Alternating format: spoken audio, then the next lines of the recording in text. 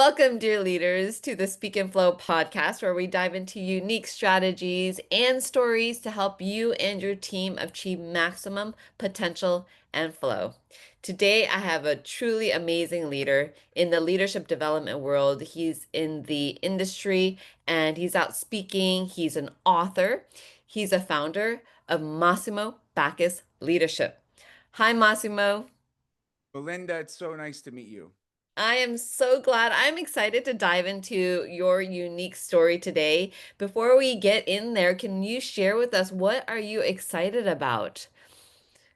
I have been on a mission for the last few years to spread awareness around the power of self-compassion to as many people as I can. I think that it's a movement, um, and it is fundamentally to help people understand that having a better relationship to ourselves positively impacts our relationships with other people, all in positive ways. So every chance I get to talk about that and share my perspective and my expertise on it, it's a good day. And so I'm excited to be here to be able to do that with you. I got that sense right away from you. Like I got the chills when you just said that. Thanks. Me And too. A little bit. A little bit.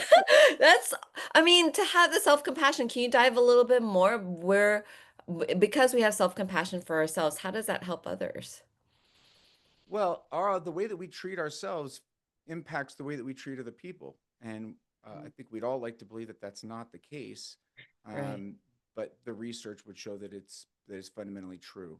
Yeah. And so then the question is, well, what kind of relationship do we want to have with ourselves, and how do we have a relationship with ourselves, and what does that look like? Um, and then we have to ask ourselves, well, what is our current relationship? And oftentimes, because we're not actively thinking about this, it's not the kind of relationship that we want. So, what do I mean by that? Uh, for you or anyone who's listening, if you think that if you spoke to other people the way that you speak to yourself, would you have friends? Would people want to hang out with you if you talk to the people the way that you talk to yourself? Most Mm-hmm. people would laugh at that question because they'd go, "Oh my God, no! I'm so hard on myself. I'm so critical. Nothing's ever good enough. I'm always socially comparing. I'm never satisfied. I always want more control, whatever it might be."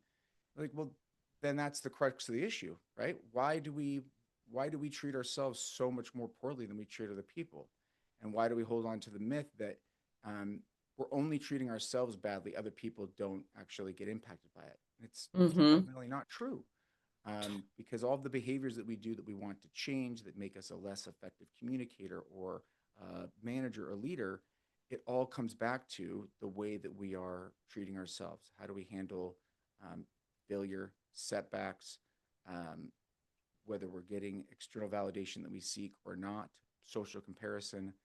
It all comes back to the way that we're in relationship with ourselves. And by the way, Melinda, I'm not someone who um, I don't have a perfect relationship with myself either. I can be critical. I can be harsh. I'm guilty of all of those things. Mm-hmm. Um, I also had the privilege and the opportunity to have this epiphany and learn about self compassion, and it changed everything for me, and it has for all the people that I work with that have been introduced to it.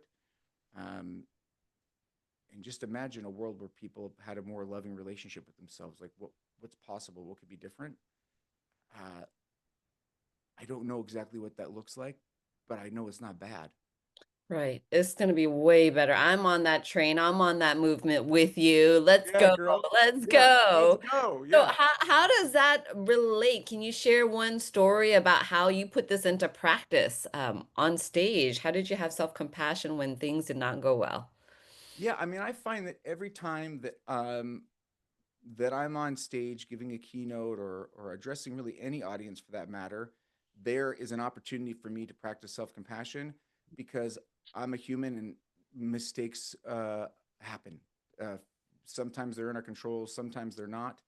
But just last month, I was giving a keynote to a few hundred executives, and I noticed in the middle of the talk, I was in some like really impassioned part, and everybody, they were like, I had them on pins and needles, and I noticed there was a typo on the slide.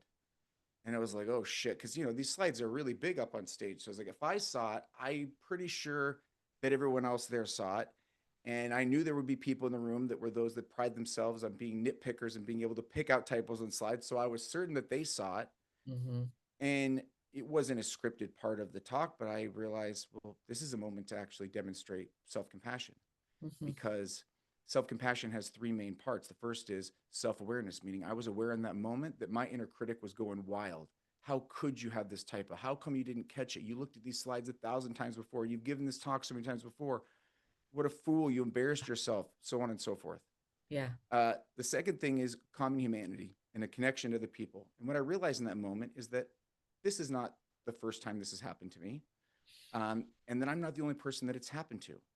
So I actually asked the audience, I said, does anybody else here notice this typo in the slide here? And everyone goes, oh, yeah, yeah, yeah. I said, just go ahead and raise your hand if you've ever been giving a presentation and you had a typo on your slide. That's a good one. And every single person's hand went up in the room, or at least, it looked that way, right? Most people. And I said, great, this is an opportunity for us to all practice self compassion, because what I realize is that I'm not alone in this. Yeah. I'm not the only person that this happened to. Oh, I love And that. while I wish it wasn't the case, um, it doesn't have to detract from the outcome that I'm trying to achieve here with this audience, which is about the message. It's not about these slides being perfect. So, me being able to catch myself and not beat myself up, which probably would have resulted in me not finishing the talk strong, Hmm. uh, it actually drew them in more to say, like, oh, this person practicing it and Hmm. acknowledging we make mistakes, and I'm not alone in that. And the Hmm. way that I can course correct is by uh, self-managing, so that I finish strong, as opposed to becoming really self-aware in the moment, and then I'm stumbling on my words, and the whole thing falls apart. And those things, they just come up. But there was a collective sense of relief in the room by this recognition that it's like, oh, I've done that too, but now I also realize I'm not alone because I saw everyone else's hands go up, Yes. right?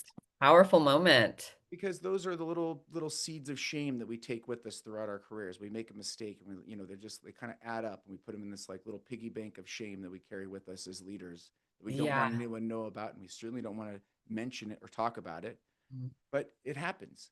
And gosh, I wish I could say that that was the only typo on the slide in that presentation, but to be honest, I think something happened when it was ported over into the to the other laptop before it was presented. But there was another slide where Got it it. happened Right. again. Yep. Like, Yeah. okay, we'll pivot, and we'll roll with it. And um, later in that talk, I read a declaration of self compassion that's in my book as an example. As like, to put these things into words is very different um, than to hear someone talk about it. You can hear me talk about self compassion, but when you say to yourself, this is what it's going to look like for me to practice self compassion, it becomes more real, Hmm. because now you're putting into your own words, as opposed to yet another, quote unquote expert telling me what I'm supposed to do to, make my life better. Hmm. And that was just intended for me to share it as an example. And when I was done, and I'm happy to read it here too, if it'd be helpful, Melinda. But Yeah. after I finished reading the declaration, someone in the audience raised their hand and they asked, would it be okay if we all read that declaration together? And so me and several hundred leaders all read this declaration, and each of those people were saying the words to themselves, for themselves, practicing compassion for the pressure that they feel, the responsibility they feel as executives, and the people that they're responsible for. And at the end of that, there was a very palpable shift of energy in the room, Hmm. because it went from somebody on stage telling them about the importance of something.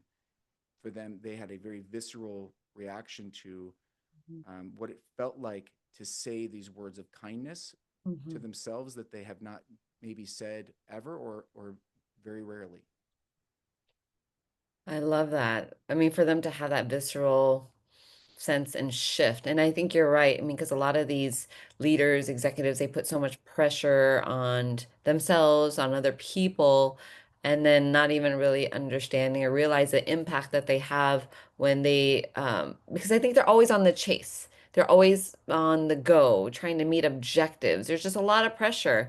And the reality is The pressure can also be too much.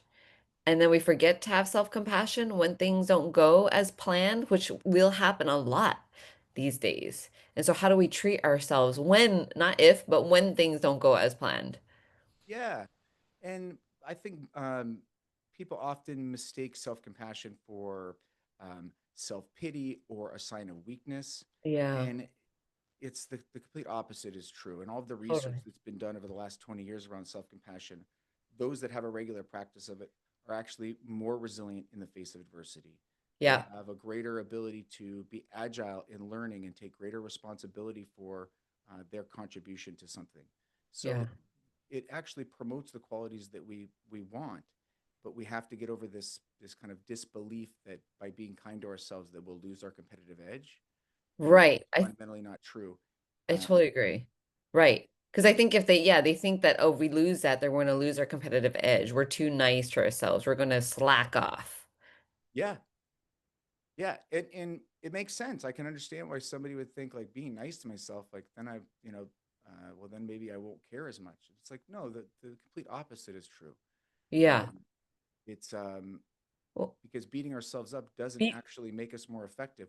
no, right. you That's know the thing. we Right. we think it does until we interrogate that idea and go, wait a Yeah. second, every time I've been really hard on myself, did I actually do better as a result, or did I just, feel like that self punishment was deserving because I did something wrong?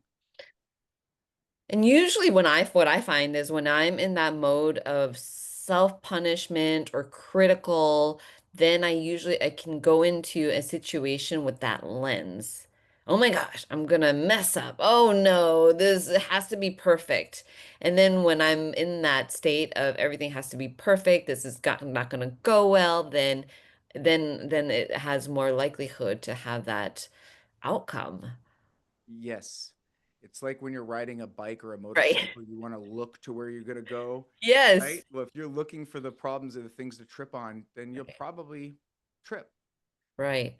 And how do you handle with being less, trying to be less, more compassion, more like imperfection on stage? I sometimes will still struggle with that in terms of I want to hit all these points. I put a lot of pressure with myself to can you share some of your techniques to just be more you? Yeah. Um, well, so much of it is what's my mindset going into it. Yeah. So I like to come into every speaking engagement with the true appreciation for the work that I have done to put myself in that position, Yeah. and a true sense of gratitude for the opportunity. Yeah. Like really internalize that. I think it's easy to throw out, oh, I'm so grateful, but to really internalize both gratitude for the opportunity and appreciation for the hard work that I've put in to be able to be in that position. Right? It's a bit of both. And how did you come up with all of these concepts? Like, is it through meditation? Is it through spirituality? I'm just curious. Is it just Um, reflection? Is it, all of the above, uh-huh. Got it. through education, through experience, through just time. Yeah. I remember in graduate school, I was a little bit older than some of the other students that were there, and one of them came up to me and said, I want to be able to do what you're doing. And I said, the only difference between you and me is time. Meaning, the only difference is that I've been doing this longer than you, Hmm. and therefore I have more experience and more knowledge, and so you perceive me as being better. I'm not better. I just am further along the journey than you are at this Hmm. point in time. And what's cool is I ran into that woman just last year. I hadn't seen her in 15 years or something, and she said that stuck with me. And I have shared that same wisdom with countless other people in my own Yeah. career. Yeah. And so I don't have a silver bullet. I don't think of myself as a special person in any way whatsoever. I think the measure of a person is, can you get back up, after getting knocked down? And Hmm. I've been knocked down a lot, and I just keep getting back up and learn from those things. It's not just about can you endure, punishment to get back up, but can you learn from the fall? And I try to learn from every one of those falls. And to get to your question about, being authentic on stage is the more humanity I can show on stage, the more authentically me I can be by, if a mistake is there, hey, let's call it out. Hmm. I think that's important. And I try and humanize myself by even sharing, like, here are my shortcomings. Here are the things that um, a younger version of myself would never want you to know about me. Yeah. And I'm not sharing it because I'm trying to, vulnerability bomb you. I'm Mm. sharing it because I'm not ashamed of it. And you may have something like that too. And I don't want you to be ashamed of that either, because it's just, Yeah. you're just being human, you know? And I think the people that are on this journey of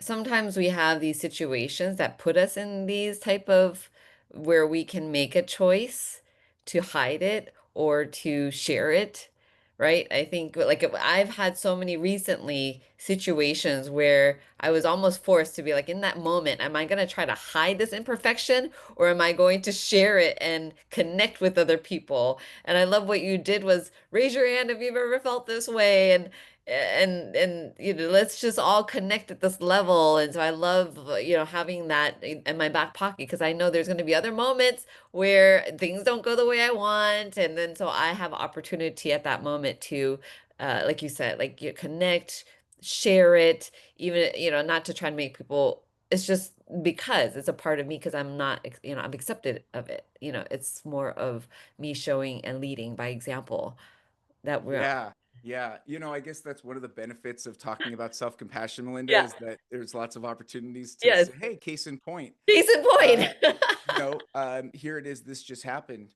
But um, one thing that that to be true, that I know to be true, is that when we are transparent and we share, it invites other people to do the same. Yeah.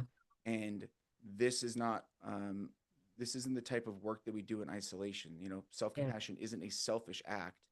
It's something that we can actually do, in community. And Yeah. we do that by sharing, here are my hopes and dreams, and here are my fears and self-doubts, and here are the things that I'm feeling, which are complex and they're varied. But we just met. But I know for a fact that you have felt joy in your life, and happiness and sadness and despair and loneliness.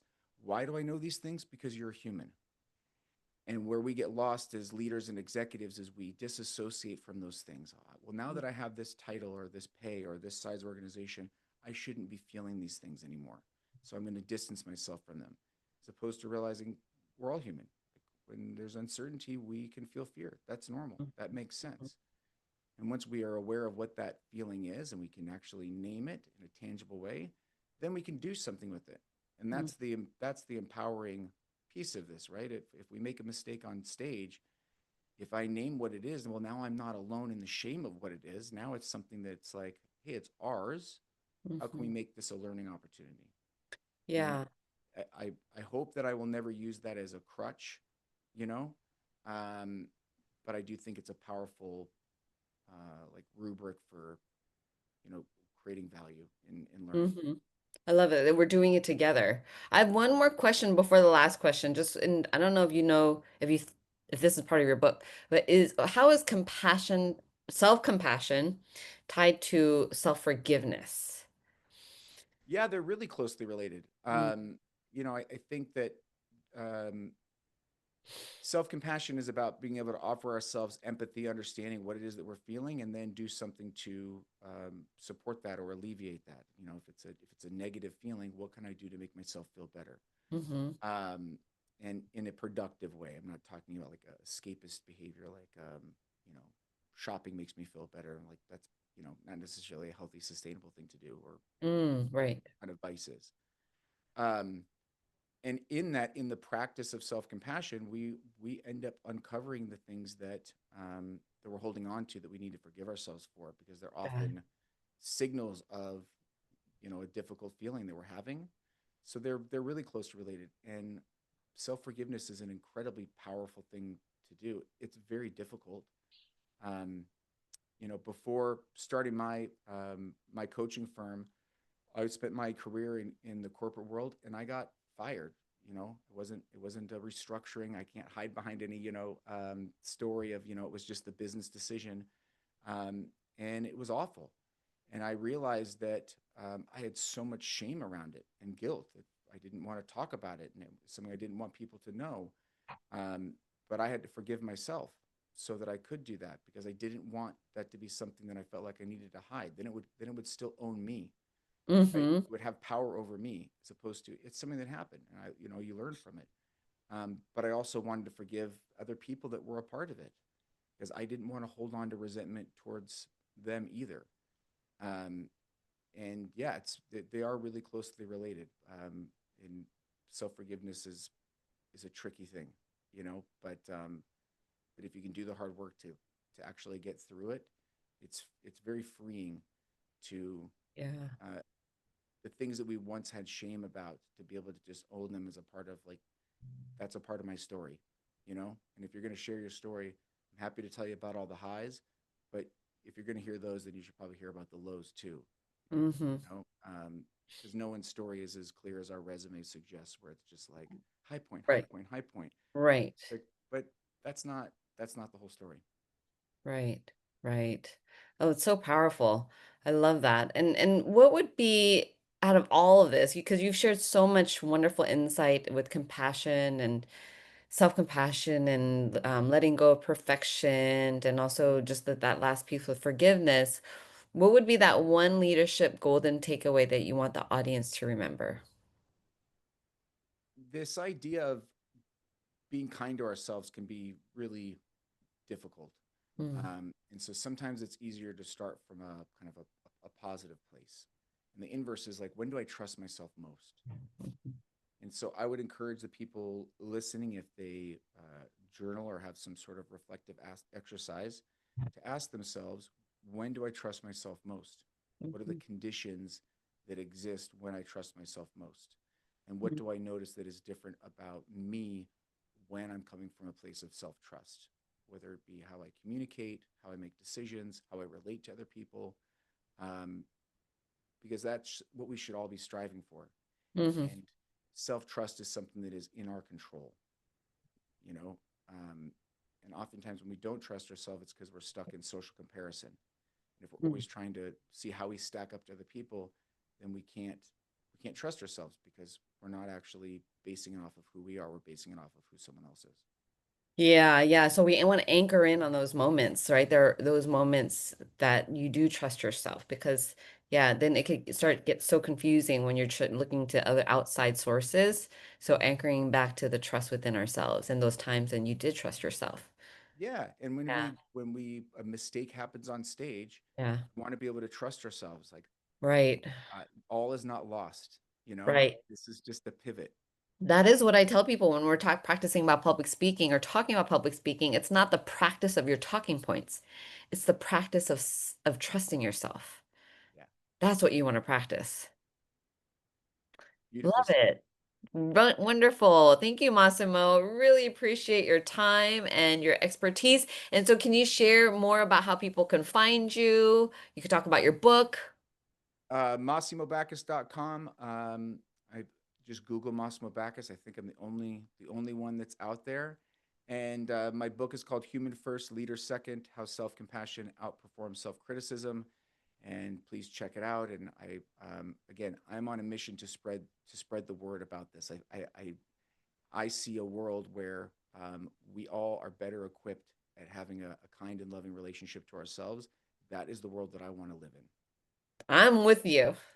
I'm with you. Let's go there. Thank you so much. Let's do that. And I imagine that world where we can have more self-compassion for ourselves. And that is truly where we're going to make more change and Yeah, better change. yeah. And Melinda, thank you so much. I love what you're doing with this podcast, Thank and you. um, you know, opportunities to kind of take a peek behind the curtain. The things that look glossy on the surface, and Yeah. hear about what's really going on is great. Really? No, I think that people on the outside will see, oh, they've all got it all together. Well, the reason why is because we've had to work through all of these challenges and to show self-compassion to ourselves, which therefore, yeah, leads to better leadership. And Yeah. Yeah. Thank you so much. And thank you so much, audience, for being here. I trust that you got your takeaway, implement them right away. And until next time, I am your sister in flow. May prosperity flow to you, through you, and onto others. Take care. Lots of love. Bye bye. Thanks for joining the conversation today. Are you curious on how you measure up with your ability to speak in flow? Come grab my free self-assessment at https://speakinflow.com/assessment. And I'll see you on the other side.